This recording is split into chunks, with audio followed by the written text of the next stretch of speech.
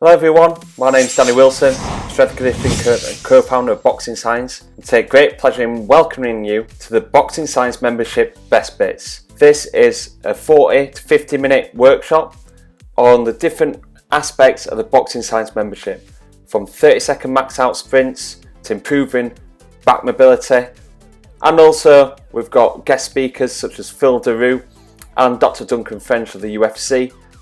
You're going to find out loads more about training just in this taster. If you want to find out any more, you should join the Boxing Science membership. It's just £8.99 a month, where you've got access to our massive exercise library to make sure that you're executing your exercises with precision. We've got guest speakers like the ones that I've just mentioned and many more in over 30 video coaching workshops.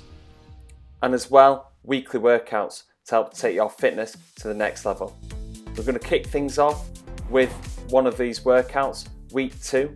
This will be available on the membership every week. Enjoy, guys.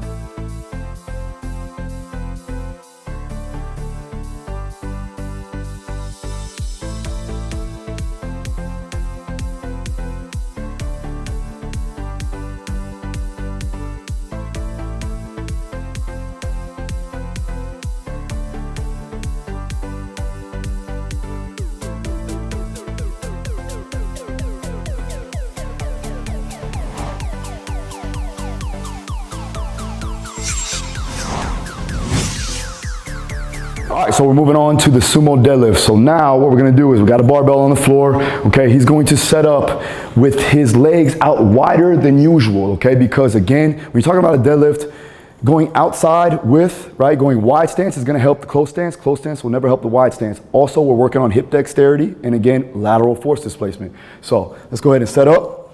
So he's gonna set up a little bit wider than usual, right? And the main goal here is to make sure that he creates torque with the feet, and he's going to externally rotate the femurs so he can clear his knees as he comes up. And again, that's going to allow for that lateral force displacement. So he's pushing and actually spreading the floor apart. All right, let's go ahead and set up. So he's going to keep his arms long as possible. He's sitting back, making sure he's creating a neutral or a perpendicular shin angle. And then from there, he's going to grab that bar, pull it tight to his shins, and then slide it up and drive the hips through. All right, let's try it again. Let's get about 3 more. Brace the lats. Crush the armpits, spread, drive up, hips through. Good. Main thing is we don't want to turn this into a squat, right? It's still a deadlift. So he's going to put more weight down on the posterior chain here in the hamstrings, and then he's going to drive up. Good. Okay. Pick your butt up just a little bit more. Pick your butt up a little bit more. Sit your butt back. A little bit more. Pick your butt a little bit more. A little bit more. There you go. Now you keep that tension. Drive. Good. There it is. Good. Okay. Draw down your rib cage because you're giving me too much of an arch. A little bit more. Stay right there. Draw this down. Right there. Now brace. Go. There it is. Good. Let's get one more. Lats tight. Head's neutral. And drive up. Good. Relax. Good. All right. Now, the great thing about this is also he's keeping his back safe. There's a lot of ways that we can improve on back strength, but for this, I want to make sure that we're working on the hips, the hamstrings, the glutes, and then we're also making sure we're keeping tight. Again, like I said, proximal stability will enhance that distal mobility. All right, on to the next exercise.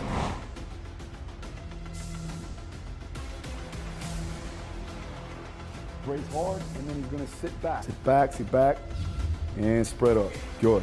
Make sure he's creating a neutral or a perpendicular shin angle. There you go. Now you keep that tension. Drive. Good. Loading the eccentric here, and then he's able to press up. All right, guys. So as the recap, right, this whole entire video workshop will be on Boxing Science membership, so make sure you check it out. Remember, we went over strength, we went over power, we went over those exercises that are going to increase MMA performance. I've been doing this for about 10 years, and I've also been an 8-year pro in mixed martial arts. I've done these movements to help enhance my quality as a performance athlete and also my athletes in general that I coach myself. All right. If you want anything more, make sure you hit up Boxing Science to check out all their free content that they have, and also the membership to help you get better as a fighter. Let's make it happen. Thanks again.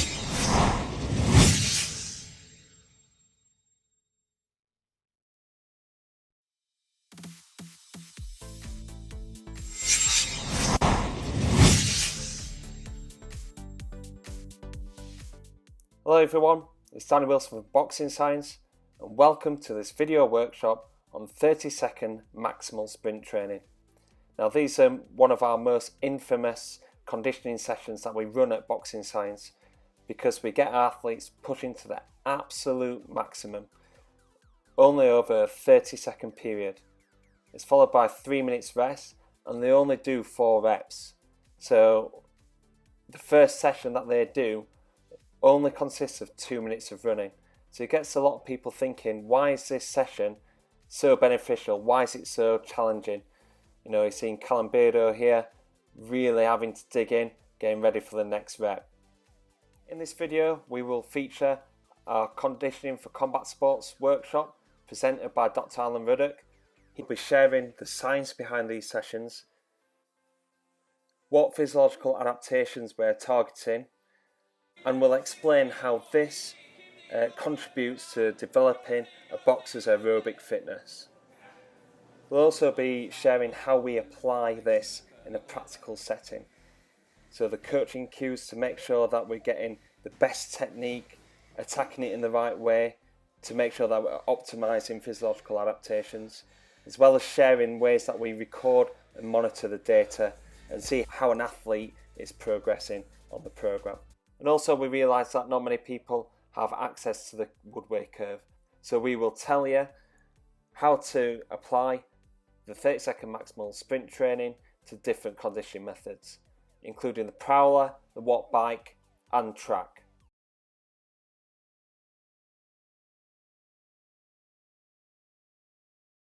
So within these next 4 sections, we're going to be explaining the 4 different conditioning methods. We're going to be telling you how to set it up, the different coaching cues that we use to make sure that the technique and the application of the session is optimized to promote the physiological adaptations.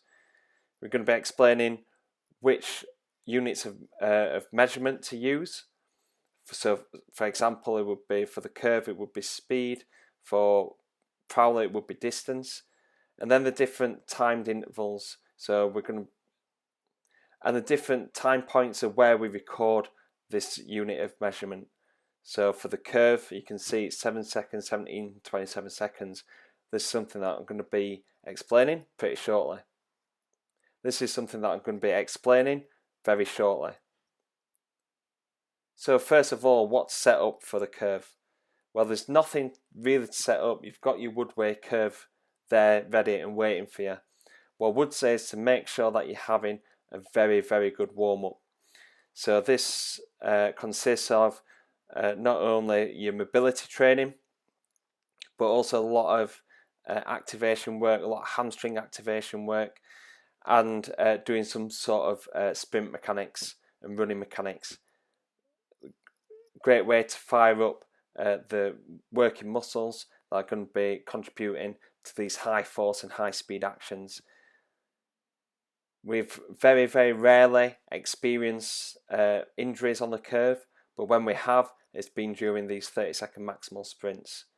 We've only had about 2 or 3, but we need to make sure that we're protecting our athletes as best as we can. Also, after the running mechanics, make sure that you're having a long, steady warm-up. So you have like around about 3 minutes running on the curve to get the blood flow to the working muscles, and then do some potentiating sprints. So I get athletes to do around about 5 sprints, 10 seconds each, working through the gears. So you start off like a 3/4 pace and edging towards like a maximum sprint. And then I know that an athlete is primed and ready to go into them 30-second maximal sprints.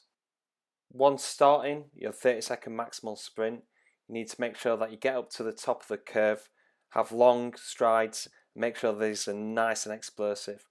Try and get a fast start. The faster the start, the better adaptations that you're going to have from this session.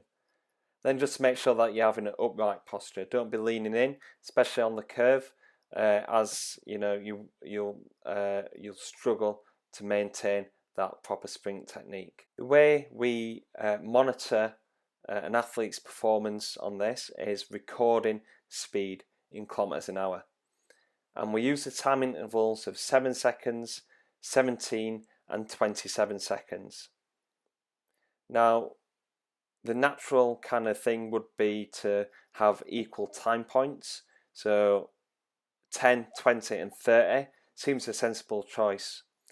However, we want to try and find the peak speed or the peak intensity of that session.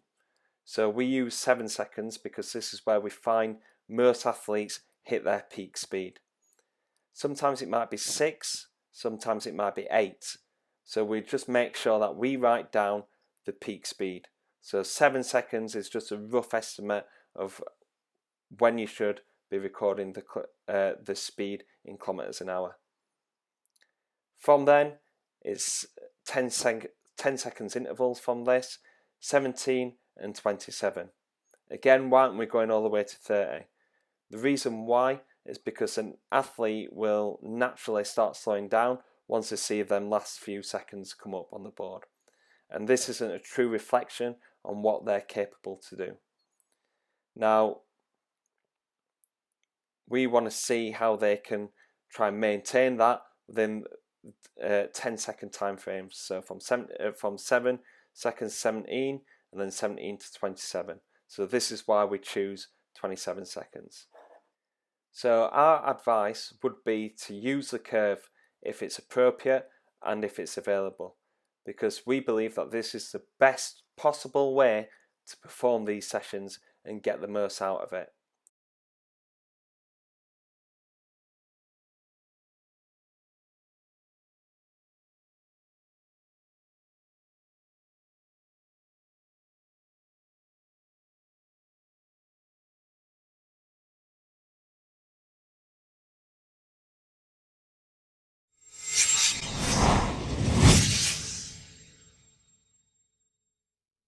Hello everyone, and welcome to this Coach's Corner workshop, Mobilise, Stabilise, Strengthen for the lower back. I'm here with Matty today. We're going to be taking you through some exercises that will help relieve lower back pain and help prevent lower back pain too. Now, this is very common within boxing because we're quite tight in our shoulders, in our hips, and our lower back can start to compensate for these restrictions in movement. Especially when we're going under high training loads, high intensities. This can cause the back to be inflamed, overused, and end up creating pain and then niggling injuries that can affect performance, but can also keep you out of competition. So this is a really important workshop for you to follow. Now, there's 3 key areas that we're going to cover today, and it's around 3 types of back pain. The first one that we're going to look at is a QL. The QL is a quadratus lumborum. So we'll call it QL for now. And if you just turn around, Matty, I'll just show where it's situated. Situated in the hip, it comes up to the lower rib cage. And it just sits in here, and what its function is for like side bending. Now, it's quite hard to stretch the QL, and if somebody comes in with QL injury, we normally look to try and do some soft tissue release, but the reason why it's painful is because it's been overused, and that's because there's other things going off in the chain. And the main reason why the QL ends up being tight is due to obliques and lateral stabilizers, core stabilizers not being as strong, and also restriction in thoracic rotation. So Matt, if you just want to get in your stance, and if you throw a right hand and throw it straight. Now, thoracic part of the spine, if you just turn this way, is around about midpoint up towards the top of your back, okay? So what we want to do, we want to try and improve rotation in this part of your back. So let's say, let's go side on again, Matty, and we throw that right hand again. Let's say if we improve rotation through this top part of your back, okay, you're getting more range, you're getting more power. Also, let's say if we're standing out of range, Matty would have to go through that full thoracic rotation in order to reach me. Now let's say if you're restricted in here, if you rotate through, let's say if you are wanting to try and get that little bit extra, you're not allowed to rotate through your shoulders. What are you likely to do? Either go forward, yeah, or bend to the side. Okay, and that's what mostly happens. Because we're tight in here, in the top of our shoulders through thoracic rotation, we look to try and use our QL muscles. So, and especially like when you like slipping, head movement, you're likely to use these QL muscles as well. Okay, so what I'm going to take you through first is some thoracic rotation exercises that we use at Boxing Science. Okay, the first exercise we're going to work on are eagles. And then we're going to start breaking it down to look at thoracic rotation through different exercises. So Matt is going to start doing the eagles now. This is a great exercise for shoulder mobility, rotational mobility. It stretches off the back and the hips as well. And Matt is just following his hands. He's trying to keep his arms on level with his chest to really start stretching off that chest rather than just flinging his arms back, and bringing his knee just on level with his hips. So the main thing that we want to see here is the shoulder actually touching the floor and the knee being as close to the floor as possible. If you can only achieve one, try and get the shoulder to the floor first, then the knee as close to the floor as possible. Now what we're seeing here, if you're just finishing that in that finishing position, sorry Matty, is that you're seeing a lot of rotation through this midpoint here, and this is what we're likely to do because we're not getting the right amount of range through the thoracic part. So we're going to break that down into half eagles. I just want you to pop your knee on top of here, and I want you to hold it down with this hand. That's it. Good. And all we're going to do, we're going to break that section off, and you're going to work through rotation there. Good. And then back. Good. And I'm just going to push forward, keep that rib cage locked down, and just go to there. Now that's a lot harder now, isn't it? So what Matt is now feeling, if you don't force against it here, just try and get it top part of your back. What Matt is feeling now here is feeling it more in his chest area, more in his posterior shoulders as well. And we're really focusing on that thoracic rotation. So if we're just doing exercises in the gym and just going through the motions and not looking to that purpose, what we'll look to do is trying to use these muscles that are overactive. Our brain's wanting to use them muscles first. So do that again. If you're just doing half eagles, working over, you want to use your back. If we start breaking it down, working towards the purpose of the exercise, you get more out of the exercise.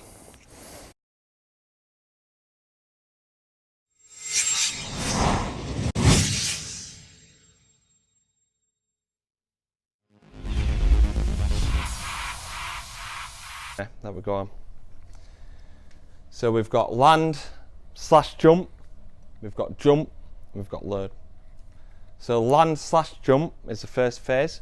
We'll look to develop the landing mechanics as well as explosiveness with appropriate jump exercises. So let's say I've got just a famous boxer in the gym, okay, doing S&C for the first time.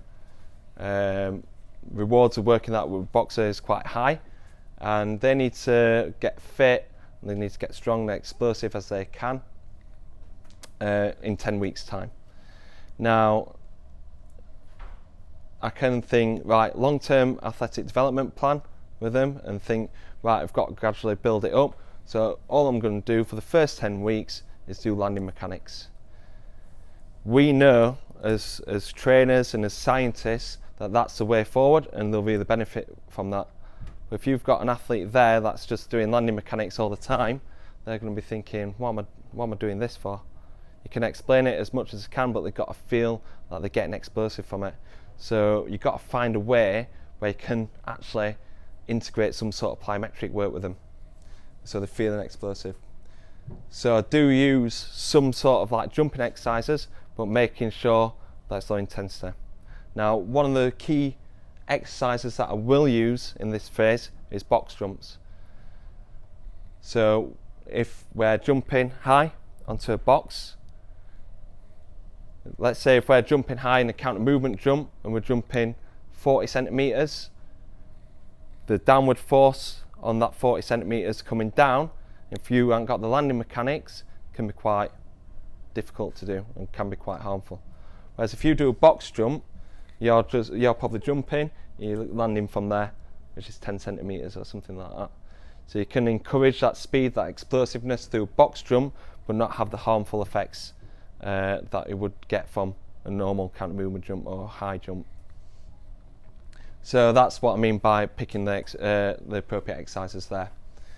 But then it's all about kind of developing landing mechanics and also like integrating some sort of like drills where they're getting in the right positions and they're learning how to jump and get into good quality athletic positions. And then we've got jump. So jump is body weight exercises that challenge the stretch shortening cycle of the lower body. So this can be a normal counter movement jump, it can be repeated counter movement jumps, it can be counter movement jump from a box, but it's all body weight movements. And then you've got load. So load is loaded jumps, so that's like kind of overloading, again, stretch shortening cycle of the lower body. So that can be dumbbells, it can be accentuated counter movement jumps where you're dropping it at the bottom, it can be loaded on your back, it can be trap bar jumps as well. So this is a common question, so I'll answer it now. How long would I spend in each phase? Cop out answer, it depends. Alright. It's literally just coach's eye. You'd probably say first 6 weeks minimum land and jump, then you'd translate them into like doing some sort of jumping actions. That might be 6 weeks, might be 10 weeks. Loading, you'd look at their strength levels as well and see how they're doing. So let's say if they're deadlifting 1.6 to 1.8 of their body weight, something like that, then I'd say that they're strong enough to do lighter dumbbells. They wouldn't do loaded counter movement jumps if they can't do 2 times their body weight on a deadlift.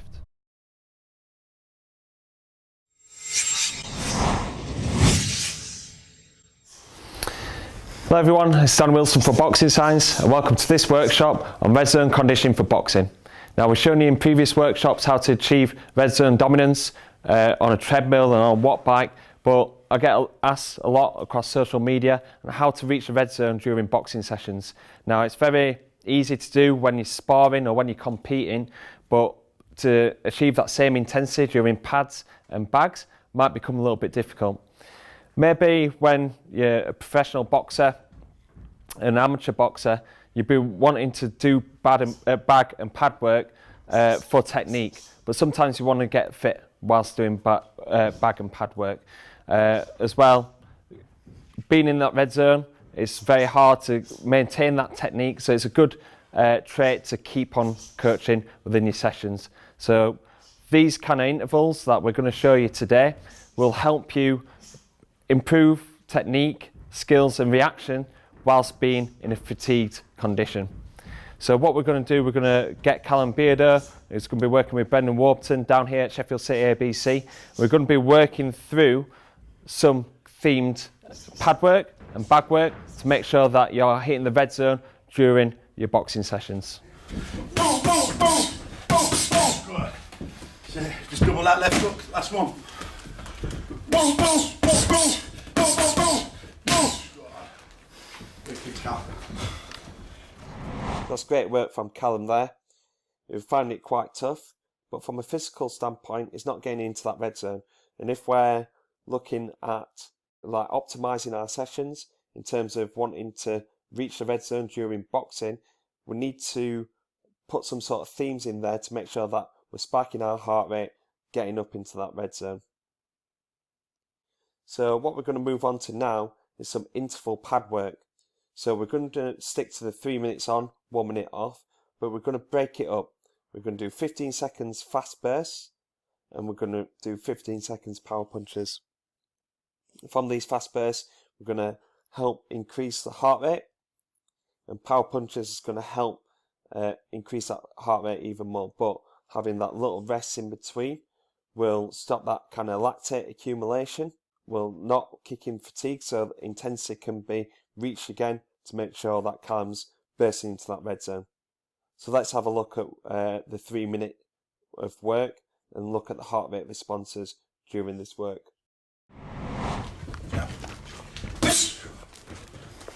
Nice and relaxed. Sit back for your hook. Come on.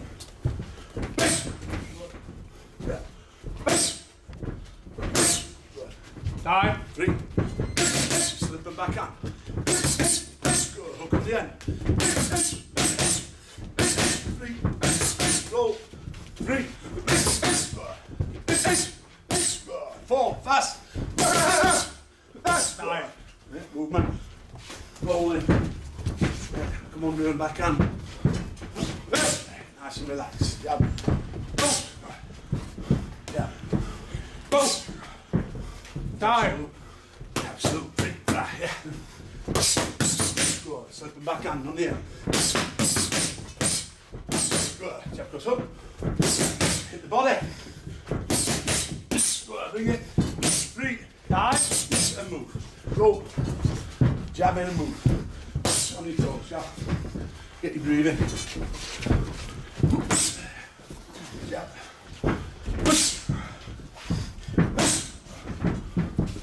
time. 3. Jab, come under, jab goes hook. Hit the body, yeah.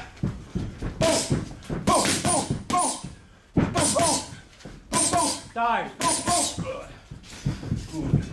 Hands out. Jab and slip. Jab and slip. And roll. Time. Come back with 3. Go ahead, hit.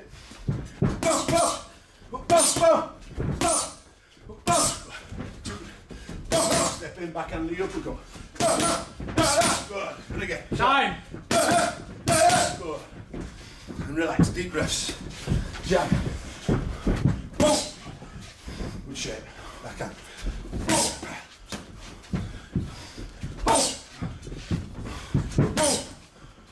Time. Jab hook backhand. Jab hook backhand. Good. Then the body, yeah? Good. Hit the left to the body after that. Good. Roll and free. Again. Time. Movement. Last routine. That's all. Knee jab.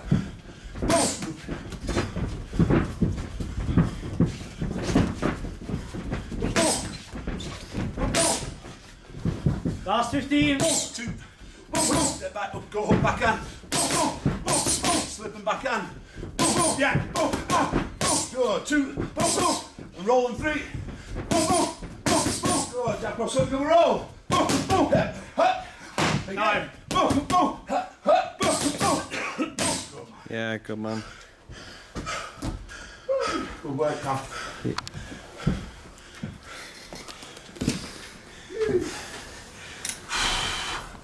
I got him in the red, Bren. Did the job. What's that? You did the job. You got him in the red. Just hold up. It's about hold up. Got the shakes.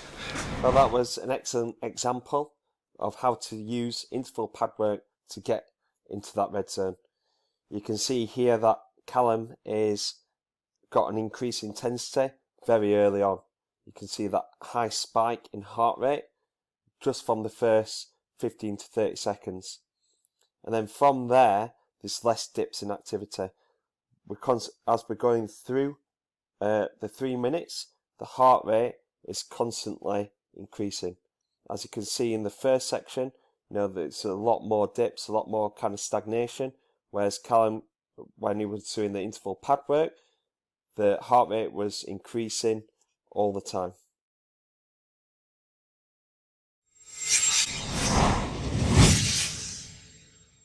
So here we're going to look at external rotation to max reps. We've just got a 2.5 kilo weight because we're just looking at endurance, and we've taken out the rest of the body to really bias just isolating that shoulder. Again, loss of form means we stop. We're going to try and go to fader, Tommy. All right, ready? Okay, yeah. Off we go, mate. So a little bit slower, one tempo. If you want, you could use a metronome. That's perfect. That tempo's good. So 40, 41, 42, 43. Yeah. Cool it. Very good. 44. Do you get 44? I didn't count. 44 reps, Tommy? That's very, very good score. Excellent. So then we want to do the other side as well, and no worries about resting. So we can go straight into it. I think we're good. Yeah, just drop there a little bit for me. There we go. Just come a little bit closer through the trunk. Chest high. Good. And then just there, yeah. Cool, yeah. Good tempo as well, like last time. Cool. All right, Tommy, so left arm then, off we go. He's fatigued a little bit early on this side. 37, 38. Okay, cool it. So we call it, I'd say, because you're struggling to keep up with that tempo then.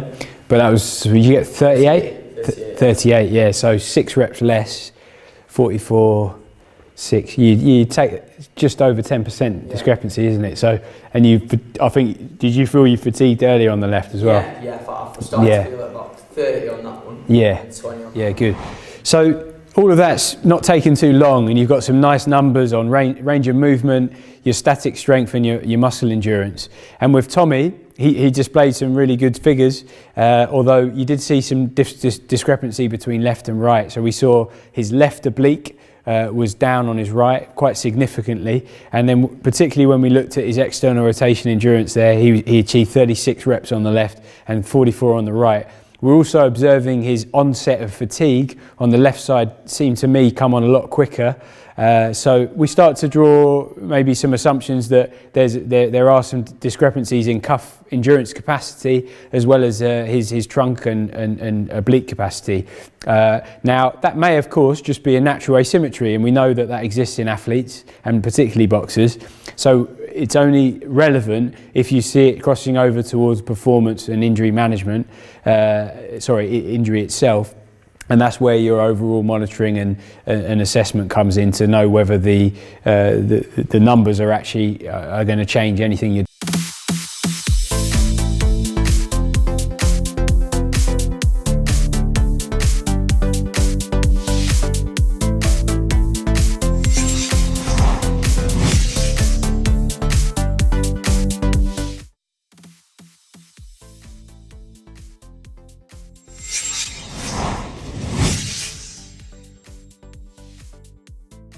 So we're going to go through some pressing variations now. We're going to start off with a vertical press. As I mentioned before, in the vertical press, because we're quite tight in our shoulders, what we'll look to do is either press out in front or start to supercompensate and bringing our arm up by flaring up the rib cage using lower back muscles. This is something that we want to avoid. So when we first start vertical pressing, we want to strip all the way down to just focusing on your posterior shoulder, your anterior shoulder and posterior shoulder, and reduce any kind of involvement from your lower back. So we want to make it easier as possible to engage these muscle groups. So we're going to start off in a kneeling position with the dumbbell holding just here. So doing single arm will help encourage tension through our core, and then going onto one knee as well. Opposite arm, opposite leg, Matty. And pressing up above your head. It's going to make it much easier to achieve that overhead pressing position without flaring up the rib cage here. keeping your stomach nice and tense. So hand on your stomach to make sure that there's no movement in there. Keep your shoulder back and down for me as well. So taking out the lower body portion will make it much easier for the core to control whilst pressing overhead. Again, there's imbalances between left and right. Let's go on to the right arm. It's easy to sit our shoulder blades back and down. When we're pressing 2 dumbbells at the same time, we look to bring them in, look to shrug our shoulders up. On a single arm variation, we keep that shoulder blade pinned back and down to press overhead. Much better control through our posterior shoulder blade here. Good stuff. So Matty did about 10 kilos on there. We did about 10 reps on each side. How did you find that? Yeah, it was easy. It was easy. So you probably look to go around about 17 kilos, 20 kilos, something like that. 17.5 I've been. You've been doing 17.5 kilos. Yeah. So in this pattern, even though we're going overhead and it's a little bit easier, we can only achieve 17.5 kilos. Sometimes we need to fast forward a little bit to try and get that strength adaptations. A good way how to do that is doing the landmine press. So get into half kneeling position, and as you can see here, we've got 10 kilos on top of a 20 kilo bar. So you've already got 30 kilos that you're pressing here. Okay, so much more than your 17.5 kilos when you're pressing overhead. Opposite arm, opposite leg, getting into that same position. Bring the elbow under, squeezing the shoulder blade back, and then we're pressing, and then back down. Good. Stomach nice and tense. Hand on the stomach to make sure there's no rotation in that core. Make sure that core's nice and braced. Keep your shoulder blade back and down. So we almost doubled the load that Matt has been doing in the gym recently, just by changing the type of press that we use.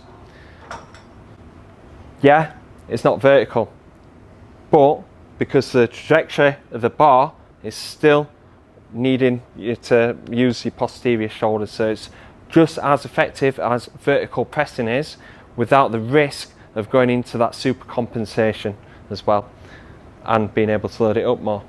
Okay, so we're gonna progress the landmine press from here, go into standing position for me, and we're gonna increase the amount of load that's going through our lower body and our core to help stabilize ourselves. So sitting in, slight flexion of the hips and knees, core nice and tight still, and just moving your arm up and down, pressing out in front of you. So we're able to lift a little bit more on this. We're not going to get more load today, but we're just in a standing position.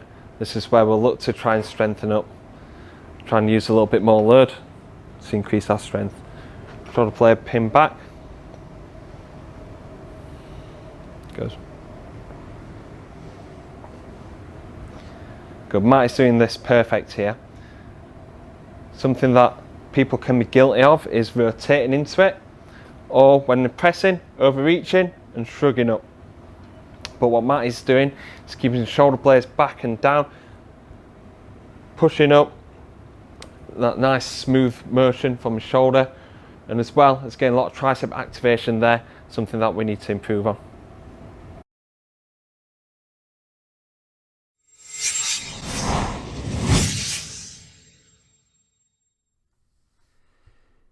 Hi there folks, my name's Dr. Duncan French. I'm the Vice President of Performance at the UFC Performance Institute in Las Vegas, Nevada, and I appreciate everyone giving up their precious time to listen to this presentation. Obviously want to offer my sincerest thanks to Danny and John and the guys at Boxing Science for the invite to present at the 2019 Combat Conference. It's obviously very humbling to be invited and to share my information with you guys. So hopefully this is of value in speaking with Danny and John and trying to better understand the nature of the content and the information that they were looking for me to share. Obviously, in my role working with the UFC on a daily basis, I'm interacting with UFC MMA fighters. So, Danny asked if I would share some of my thoughts and kind of our strategies around training MMA fighters, and hopefully this information is really valuable to you. I look forward to hearing any thoughts, any feedback, and obviously open to any conversations that can help me get better or help me support my fighters here at the UFC. When we look at starting to break down the physical factors that contribute to mixed martial arts, as I've already talked about, it's hugely complex and hugely challenging. Just these three figures here you can see on the left, a takedown, a throw, a judo, a wrestling takedown. You can see in the middle, obviously, your classic striking, in this case with the hands, but we've also got elbows, knees and feet. And then on the right-hand side is the more prolonged kind of grappling, clinch work that goes alongside the wrestling piece in mixed martial arts, where you're looking at longer sustained strength efforts to manipulate and reposition an opponent. So, high force generating qualities are definitely required in the sport of mixed martial arts, but it comes in many different facets, and obviously strength is not strength. So let's just take a quick look at some of those kind of characteristics. Here you can see Daniel Cormier and Alex Gustafsson. There's a massive amount of maximal strength expression to pick up a 230-pound man off his feet and basically dump him on the floor so you can gain top position and control on the ground. Here's a little bit of a different approach. Brian Ortega, who's a jiu-jitsu specialist, but again using grappling and strength efforts here in this case to execute a guillotine. So don't be shy in thinking that this is just purely technique. There's a lot of strength that's going into this posture and this position right now, in his ability to pull off the choke there. And then finally we've got the classic Khabib McGregor finish, which is just a series of body work and body control, sustained strength endurance efforts as he sets up this position for the rear naked choke.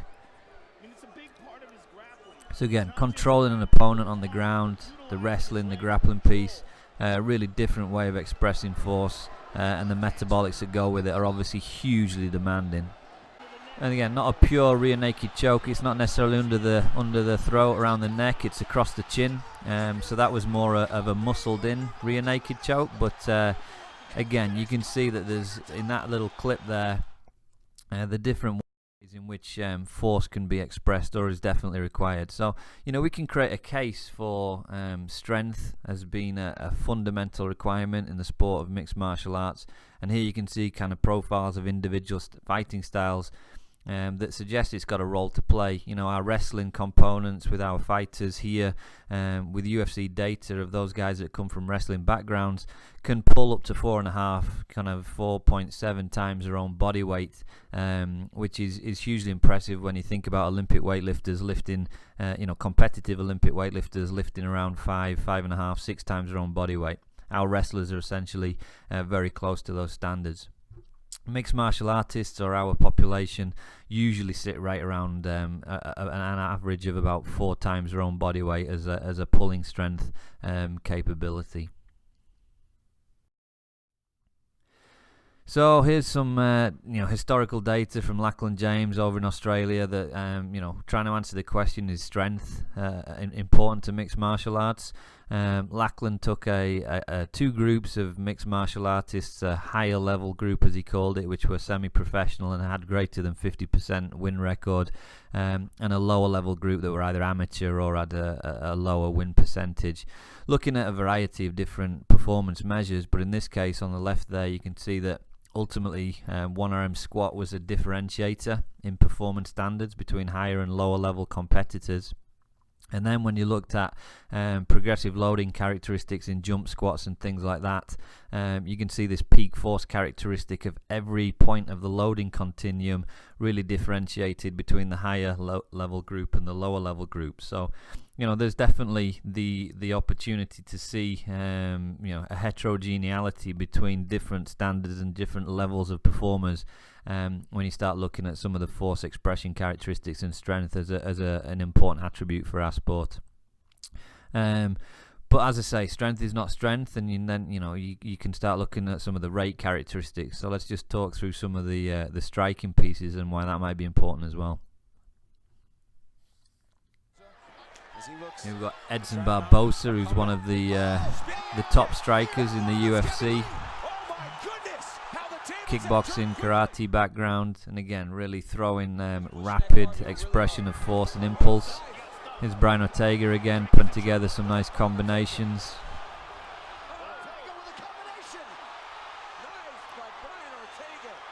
And finishing, obviously, with a devastating single knockout blow. So the ability to, produce repeated striking efforts, and then the knockout that was heard around the world. So the big boys, obviously, Francis Ngannou, knocking Alistair Overeem out with a single shot there. So again, when you look at those types of clips, and you really try to break down the needs of